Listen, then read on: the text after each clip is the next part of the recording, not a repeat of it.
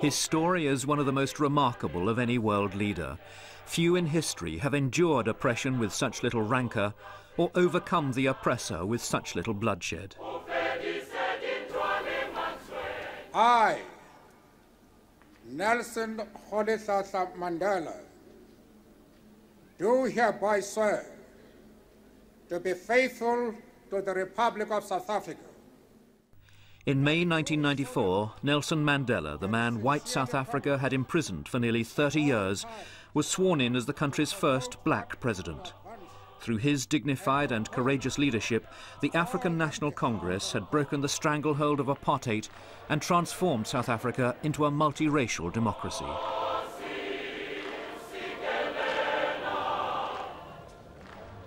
Nelson Mandela was born in 1918 in South Africa's Eastern Cape. He was the son of a tribal chief.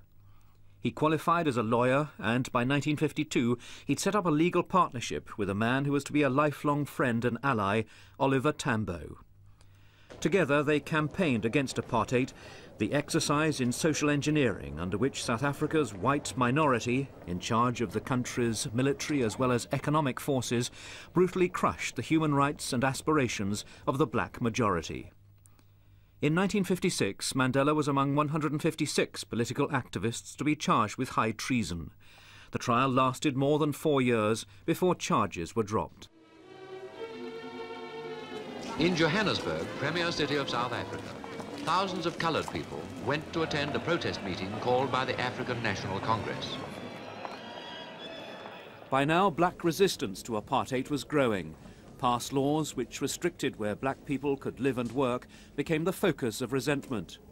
Past books were burned as Mandela and others organised demonstrations against apartheid's leaders. I despise them because they were despised by the entire world. They dressed in beautiful suits, silk shirts and silk ties, but they were beautiful outside and full of evil inside. The Sharpeville massacre in 1960 forced the ANC to change strategy. 69 people died when police opened fire on black demonstrators. The ANC was outlawed, Mandela went underground, and peaceful resistance became a thing of the past. There are many people who feel that it is useless and futile for us to continue talking peace and non-violence against a government whose reply is only savage attacks on an unarmed and defenseless people. Mandela undertook a campaign of sabotage against the state. He was eventually arrested and charged with conspiracy to overthrow the government. At his trial, he made a 3-hour speech from the dock. A tape of it was discovered later. This, his final plea for freedom and democracy for all South Africans, was to echo down the 27 years he was to remain a political prisoner. It is an idea for which I hope to live for and to see realized. But my Lord, if it needs be, it is an idea for which I am prepared to die. Sentenced to life imprisonment, he was sent to Robben Island, a top security prison in Cape Town's Table Bay. Photographs of Mandela were banned from publication. To quote him was an offence. But, astonishingly, he wasn't embittered by his long imprisonment. We soon grasped the fact that we are not conducting a struggle against individual whites. We are fighting a principle, fighting white domination. And in the course of that struggle, we can even form friendships with people from the other side. Outside, time was running out for apartheid. With the ANC leadership in jail, even the children of Soweto were now helping to sustain the revolution. The hardline government of P.W. Botha tried to crush the uprising, but gradually, more liberal white people began to recognise that Mandela was the solution, not the problem.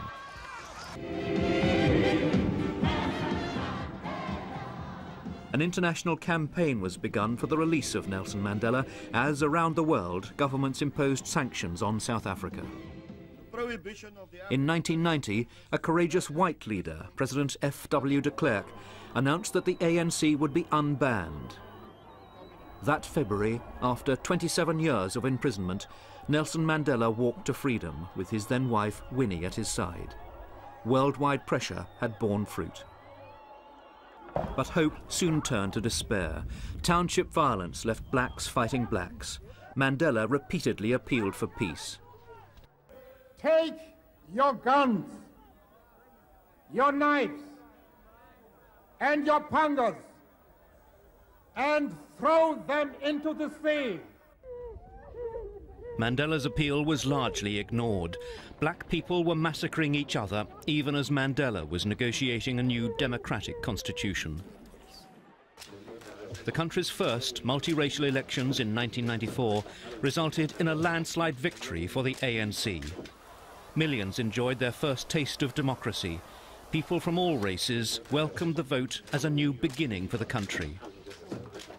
The process of national reconciliation was helped by the Truth and Reconciliation Commission, which gave the victims of apartheid the opportunity to tell their stories and, in some cases, to confront their oppressors. What kind of man, listening to those moans and cries and groans, what kind of man is that? It was a painful process for everyone.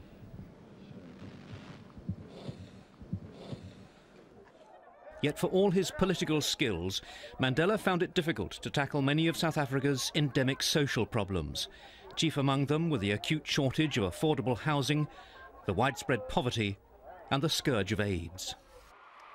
In December 1997, Nelson Mandela gave up the presidency of the African National Congress in favour of South Africa's Vice President Thabo Mbeki, who also succeeded him as head of state. Mandela was feted throughout the world, as here in London. But there'd been personal sadness. His long-time marriage to Winnie, once known as the mother of the nation, had ended following her involvement in the kidnapping and murder of a student activist. In 1998, at the age of 80, he married Graça Machel, the widow of the late president of Mozambique. It was a marriage which brought him personal happiness and helped him to enjoy the family life which had been denied to him by his long commitment to the struggle against apartheid. On the eve of the new millennium, Nelson Mandela had revisited the cell on Robben Island where he'd spent 18 of the 27 years he was imprisoned. He lit a candle to symbolise reconciliation. It was passed to an African child to represent that continent's hope for the future. A hope inspired by the life and ideals of one of the truly great leaders of our time, Nelson Mandela.